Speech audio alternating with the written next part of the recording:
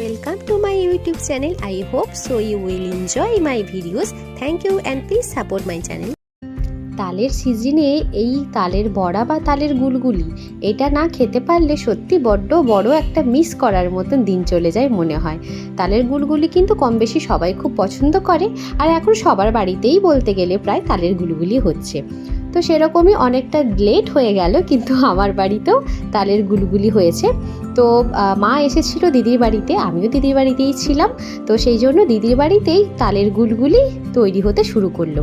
আমরা তো তালের গুলগুলি বলি, তোমরাও কি তালের গুলগুলি বলো নাকি তালের বড়া, সেটা কিন্তু তোমরা অবশ্যই জানিও। তো তালের এই গুড়গুলি বানানোর জন্য যেই ময়মটা তৈরি হয় সেটাতে কিন্তু ঠিক পরিমাণ মতন ময়মটা দিলে তবেই কিন্তু বেশ টেস্টি এই তালের গুড়গুলিটা বানানো হয়।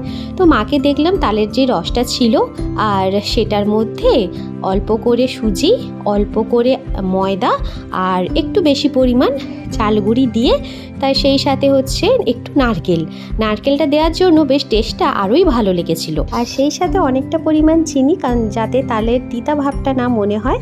তো সব কিছুটা ভালো করে একসাথে মাখিয়ে কিছুক্ষণ রেখে দেওয়ার পর তারপরে এরকমই একটু করে ভাজা হতে থাকে, আর আমরা সেই সাথে খেতে থাকি। মাঝখানে অনেকটা দিন গ্যাপ হয়ে গেছিলো, যেখানে আমি ব্লগ ভিডিওগুলো আর করে হয়ে ওঠা উঠছিল না। তো এখন থেকে আমি আবার ভিডিওগুলো রেগুলার দিতে শুরু করব। তো তোমরা যারা ভিডিও আমার দেখছো প্লিজ আমাকে সাপোর্ট করো, আর ভিডিওটি ভালো লাগলে কিন্তু অবশ্যই চ্যানেলটি সাবস্ক্রাইব করে নিও।